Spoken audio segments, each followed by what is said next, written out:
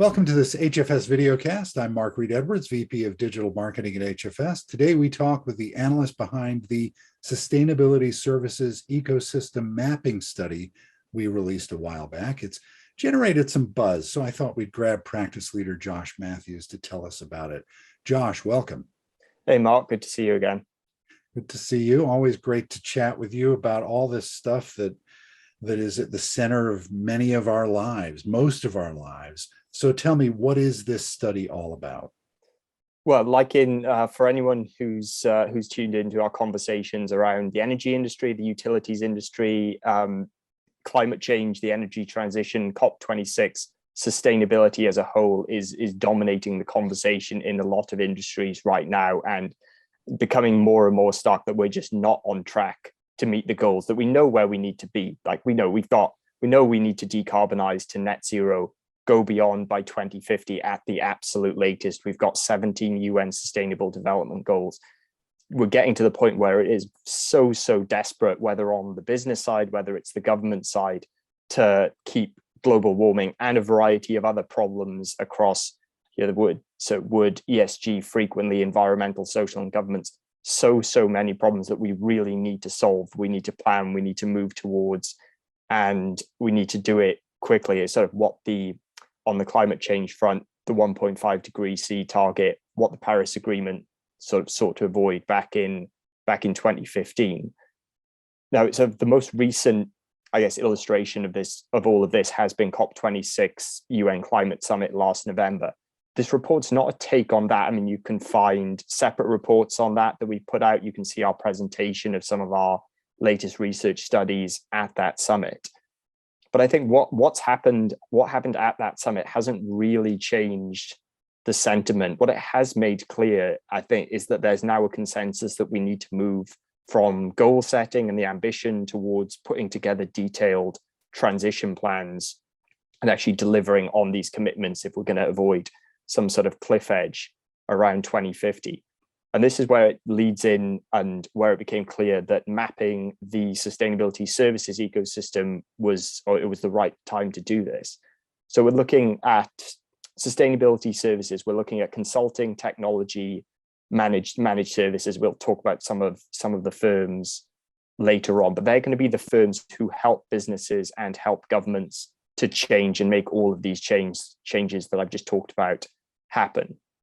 They're developing this capability across either specialist capability, or they're embedding it in their existing portfolios. But relative to the scale of change that we need to see happen, it's not enough. It's in development, and the fact that it's in development is a real problem. Now, we believe is very much the first study of its kind and is not meant to be the definitive take on sustainability. This stuff is happening in real time. And I've had some fantastic conversations sort of across the 30, 40 odd providers in the report, but also around that at COP26 itself on the enterprise side. Try to see that we needed to get some sort of baseline out right now, see where we are, see what the state of play is, and we can go from there going into 2022. So let's talk about the key findings. And a lot of this is interconnected to our discussion about energy, about utilities. So, considering all that, what were the key findings of this study itself? So I mentioned about the move from kind of ambition towards delivery. And while that was a lot more believable at COP26, and everyone seems to be in agreement that that's where we're heading, we're assigning the gold standard to it's less than 20% of organizations that have a kind of very basic road mapping concept nailed down. Where do you need to get to? Where are you now? And how do you get there? Or some people will use the phrase transition plan. Whatever it is, we need to make them quickly. And whether it's businesses, governments, they really need help. I mean, they need to change fast. We've talked about all the goals, getting to net zero, addressing all 17 UN Sustainable Development Goals, but they won't be able to change without a range of consulting technologies, services, and it comes back to help. Like no one, and that goes across sustainability, even on our end as when we're looking at research.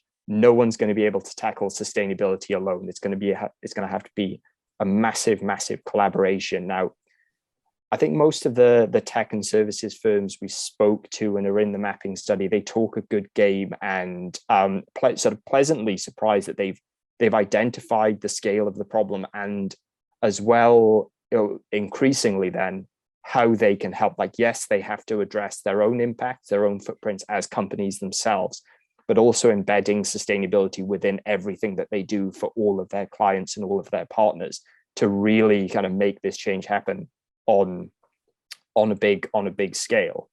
And it comes back to that. Yes, they know they're at least taking the positive approach of embedding sustainability rather than keeping it in a kind of siloed bucket on the side as a specialist group or set of services. But the fact that this is all developing right now is a problem, and it needs to happen much quicker. The alignment is taking some time to get there. I think trying to align all of their existing, because sustainability is going to touch every industry, every technology, every part of a business, trying to align that both within an organization, but also on the service provider side, trying to bring all of their capability, all of their resources together into a coherent narrative and actually delivering on that, and also convincing and educating their clients that the change needs to happen. There's internal education that needs to happen as well. I mean, annoyingly, we're very much at the start of this journey. It's going to happen very, very quickly. But I think for now, I'll sort of leave it at that. But yeah, I'm sure we could talk about this for weeks, I'm sure, on this call. Yeah, whole series. So let's talk about the firms you covered in the study. What distinguishes them? What were the kind of overall offerings they had, and just give me a sense of that. Yeah, but most of it is positioning at trying to address one of the biggest barriers within enterprises toward, or I say I'm going to change it from enterprises. I'm going to use organization, because I need to encompass private firms, businesses, governments, NGOs, and all sorts. Everyone needs to make this change happen. Increasingly, we've got top level strategies, we've got net zero goals, but these organizational level strategies aren't being broken down into sort of more specific roadmaps, and they're not being embedded throughout the companies. We're not seeing it become or manifest in metrics and targets across different parts of organizations, different functional heads, so that they have very, very distinct, I'll use the word mandate again, to really sort of make sustainability a part of the day-to-day operations, decision-making at all levels. And I think I mentioned earlier as well, it's very clear that kind of about over 80%, and that's probably still being kind, don't have the plan they need for sustainability. They don't have a firm transition plan. They don't know where they are right now in terms of their environmental, their social, their kind of governance performance across sustainability. And that needs to change. I mean, the report has a lot more detail over how we sort of break down the enterprise side and the different states that they find themselves in. But yeah, I guess on the tech and the services side, try to meet your existing clients and any new clients of where they're at, and especially when it comes to building that transition plan and starting to move along, so capture those easy wins, looking at 2025, looking at 2030 as very distinct milestones to kind of keep yourselves aligned to this global context of net zero, the UN goals that we very desperately need to move towards. So let's think about that. What's next? We have to move from talk to action. What do we actually do next? Well, this is almost the incredible thing about that question is that the action right now is the transition planning. Like, yes, in developing these roadmaps and in figuring out how you as an organization will get from where you are now to these goals that we know we need to meet. And there are some, even if you don't have a fully developed transition plan, there are those quick wins, low-hanging fruit, take your pick of what to call it, that you can sort of get yourself moving on these roadmaps while you're developing a more detailed way of getting, again, 2025, 2030, and eventually 2050 and beyond. But there's so that's almost where certainly the service and the technology providers come in, is that many of these firms, especially, well, even the ones who have got the beginnings of a transition plan in place, they are going to need help, whether it's on the data side, whether it's on the developing the ecosystem, the collaboration throughout supply chains with their competitors, trying to measure, to monitor, to visualize, to use this information. And actually, because we haven't even talked about the kind of dual sort of sustainability and business performance, that very often all of these initiatives we could possibly talk about have a kind of very, very tangible business value attached to it, whether it's efficiency, whether it's consumer trust, whether it's sort of a more efficient reporting. It's just any number of firms, I guess. Sort of from my point of view anyway, we have a baseline on two sides. We have this mapping study, and we have on the provider, on the services, the tech, the consulting side, we also have the enterprise research and a kind of state of play of where they're at. I talked about the 80% not having a plan and all that breakdown that we have in the study.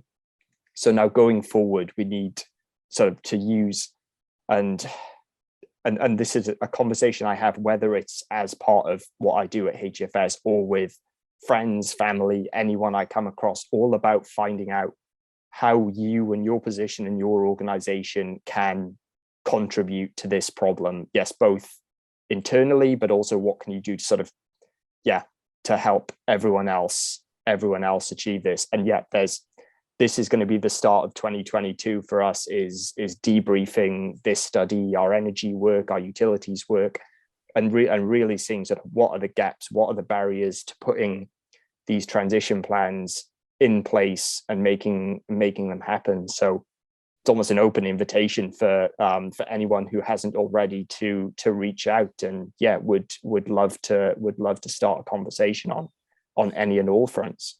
Yeah, and of course, anyone watching this can get in touch with Josh via hfsresearch.com. And I recommend, going to Josh's bio and reading his research. If you want to learn about energy, utilities, sustainability, I can't think of anyone better than Josh to teach you about it. It's really important. And Josh, thanks so much for joining me. Yeah, anytime, Mark. You're too kind. We'll see you on the next HFS Videocast.